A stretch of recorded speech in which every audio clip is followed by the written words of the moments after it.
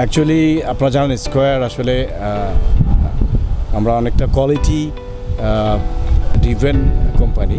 আমরা আসলে product quality নিয়েই বেশি করি। সেই ক্ষেত্রে আমরা প্রোডাক্ট কোয়ালিটি, ডাইভার্সিফিকেশন, R&D এগুলো নিয়েই চিন্তা করে আমি এই প্রজেক্টটাকে আগাচ্ছি। আমরা মার্কেট রিসার্চ করব, মার্কেটের ফোকাস দেখব, তারপরে সেভাবে আমাদের ক্যাপাসিটি এনহ্যান্স করব। তো ফার্স্ট ইয়ারে আমরা এখানে আমাদের প্রায় 24 লাইন্স যেটা আমাদের প্ল্যানিং। সো আমরা নেক্সট ইয়ারে হয়তোবা আরও 12 লাইন বাড়াবো। এইভাবে আগামী 4 বছরের মধ্যে এটা 60+ লাইনে চলে যাবে আর কি। এবং এটার সঙ্গে মিলিয়ে আমরা যে ওয়াশিংটা করলাম সেটাও স্টেট অফ আর্ট হবে। আমার ধারণা, আমি যতটুকু জানি যে এটা বাংলাদেশের একটা সিঙ্গেল রূপের মধ্যে সবচেয়ে বড় একটা ওয়াশিং প্ল্যান হচ্ছে।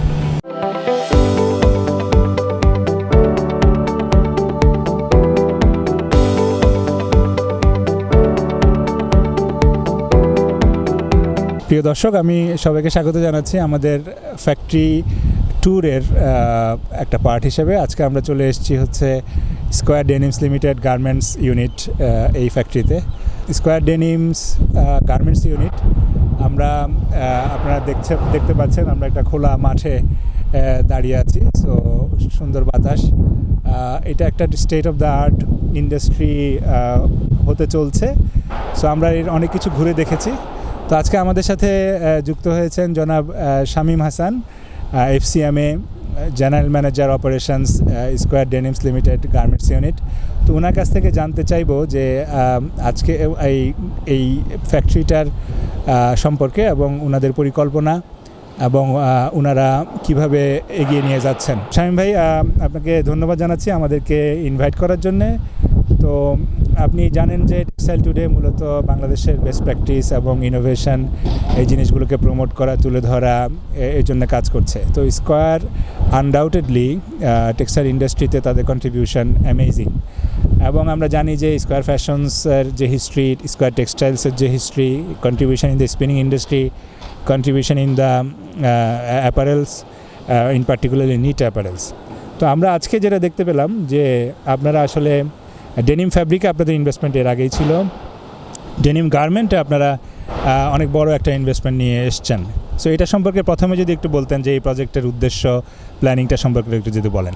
অ্যাকচুয়ালি আমরা প্রজেক্টটা শুরু করার আগেই আমরা যখন ফিজিবিলিটি স্টাডি করলাম, দেখলাম যে ডেনিম এক্সপোর্টে বাংলাদেশ ওয়ার্ল্ডে মাত্র টোটাল কনজাম্পশনে 3% শেয়ার, মার্কেট শেয়ার।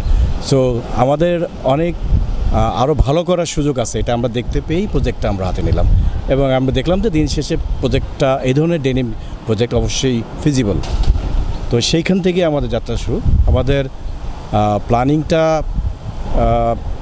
অ্যাকচুয়ালি আপনারা জানেন স্কোয়ার আসলে আমরা অনেকটা কোয়ালিটি ড্রিভেন কোম্পানি। আমরা আসলে প্রোডাক্ট কোয়ালিটি নিয়েই বেশি করি। সেই ক্ষেত্রে আমরা প্রোডাক্ট কোয়ালিটি, ডাইভার্সিফিকেশন, R&D এগুলো নিয়েই চিন্তা করে আমি এই প্রজেক্টটাকে আগাচ্ছি। তো সেক্ষেত্রে আমরা আমাদের প্রজেক্টটাকে কয়েকটা ফেজে ভাগ করা হয়েছে। আমরা মার্কেট রিসার্চ করব, মার্কেটের ফোকাস দেখব, তারপরে সেভাবে আমাদের ক্যাপাসিটি এনহ্যান্স করব। তো ফার্স্ট ইয়ারে আমরা এখানে আমাদের প্রায় 24 লাইন্স যেটা আমাদের প্ল্যানিং।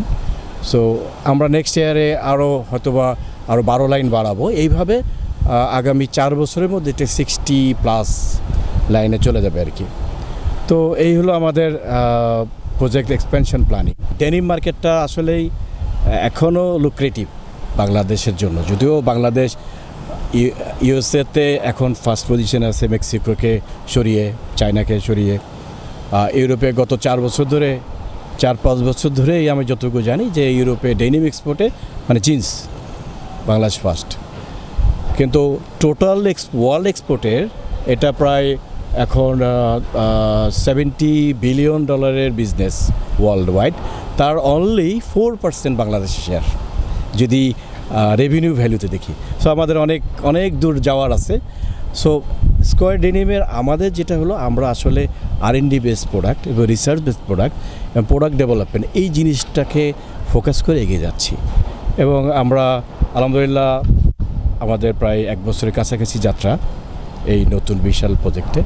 সেখানে আমাদের ইউরোপিয়ান, বিশেষ করে বলবো ইউরোপিয়ান বাইরের ক্ষেত্রে আমাদের প্রোডাক্ট ডাইভার্সিফিকেশন এবং R&Dগুলোকে খুব ভালোভাবে তারা গ্রহণ করেছে এবং আশা করি আমরা ভালো সাড়া পাবো ইউরোপ থেকে।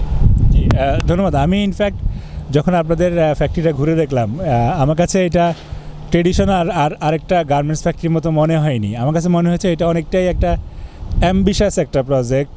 আমি যদি দেখেন যে বিল্ডিংয়ের ডিজাইন থেকে শুরু করে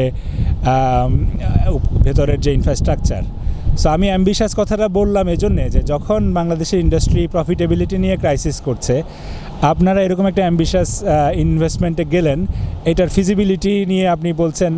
তো আপনি যদি একটু ধারণা দিতেন যে আপনারা আসলে এই প্রজেক্টটার ইনভেস্টমেন্ট প্ল্যান কেমন, কতদিনে আপনারা আশা করছেন যে এটা প্রফিটেবিলিটিতে যাবে? অ্যাকচুয়ালি ফিজিবিলিটি অনুযায়ী আমরা যেটা দেখছি ওদিন 5 ইয়ার্স এটা ভায়াবল হয়ে যাবে ইনশাল্লাহ। এই বছর আমাদের জন্য ফার্স্ট ইয়ার, যেটা আমরা এই বছর 1 মিলিয়ন পিসেস হবে পার মান্থ। কিন্তু আমাদের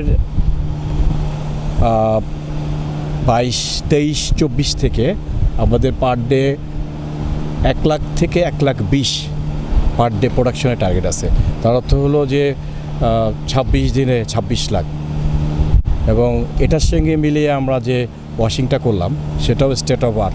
আমার ধারণা, আমি যতটুকু জানি যে এটা বাংলাদেশের একটা সিঙ্গেল রূপের মধ্যে সবচেয়ে বড় একটা ওয়াশিং প্ল্যান হচ্ছে। এই ওয়াশিং প্ল্যানটা কবে নাগাদ আপনাদের অপারেশন শুরু হবে? আমার ধারণা আমরা নভেম্বর থেকে বা ডিসেম্বর ফার্স্ট উইক থেকে শুরু করতে পারবো। আচ্ছা। আর আপনাদের R&Dর কথা বলছিলেন, প্রোডাক্ট ডেভেলপমেন্টের কথা বলছিলেন, এটার যে স্ট্রাকচার বা এটা আপনারা কীভাবে করেন যদি একটু ধারণা দিতেন। অ্যাকচুয়ালি আমরা আমাদের ফ্যাক্টরি শুরু করার আগেই আমরা R&D এবং প্রোডাক্ট ডেভেলপমেন্ট এই টিমটাকে স্ট্রং করি, মানে এই টিমটাকে আমরা তৈরি করি। সো আমরা এই টিমটাকে সম্পূর্ণ আমাদের বাংলাদেশি ছেলে মেয়েদের দিয়ে, প্রফেশন দিয়ে করা এবং ইয়াং তারা, এবং তারা অনেক ভালো প্রোডাক্ট নলেজ রাখে। সো সেই তাদেরকে দিয়ে ফর্মটা করা। তারপরে আমরা যেমন ধরেন যে আমরা একটু রিসার্চ করি, মার্কেটে দেখি যে কী ধরনের ট্রেন্ডটা কী, বিভিন্ন বায়ারের ট্রেন্ডটা কী, তারা কী ধরনের প্রোডাক্ট আগামীতে নিতে যাচ্ছে, এই খোঁজখবরগুলো তারা রাখে।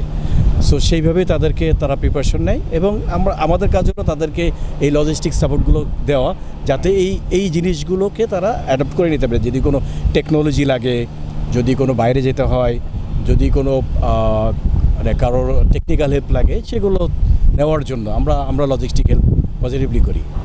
জি, নিশ্চয়ই আপনারা যে স্কয়ার গ্রুপ, আপনাদের নিজস্ব স্পিনিং, আপনাদের নিজস্ব ডেনিম ফ্যাব্রিক্স, এটাও তো আপনাদের জন্য একটা বড় অ্যাডভান্টেজ। হ্যাঁ, আসলে এটাই এখন যে বায়ারগুলো আমরা মিট করছি, মানে বলেন যে কমপ্লায়েন্ট বায়ার এবং ভালো ভালো ব্র্যান্ড, তারা আসলে ওয়ান স্টপ সার্ভিসই চায়। তার মানে তারা ওই ফ্যাক্টরিগুলো চাচ্ছে যাদেরকে এই লাইন অফ আছে, হ্যাঁ, ব্যাকআপ লিঙ্কেজটা আছে, যেমন ফ্যাব্রিক আছে, নিজস্ব ফ্যাব্রিক, নিজস্ব লন্ড্রি, নিজস্ব স্টিচিং। সো ওরা আসলে এই লাইনে ঢুকতে চায়। তো সেই ক্ষেত্রে আমাদের মেন বিটি হলো আমাদের পুরা চেইনটাই আছে। যেটা হয় যে ওরা বাইরেই বলে যে আসলে এটা স্কয়ার, আমি একটা অর্ডার দিব, আমার কোনো টেনশন থাকবে না, শিপমেন্টের আগে তোমরা বলবা যে কবে শিপমেন্ট। আমরা তাই করছি এখন। সো আমাদের শুরুর ইনঅগ্রেশনের 1 বছরের মধ্যে আমাদের অ্যাচিভমেন্ট এটা।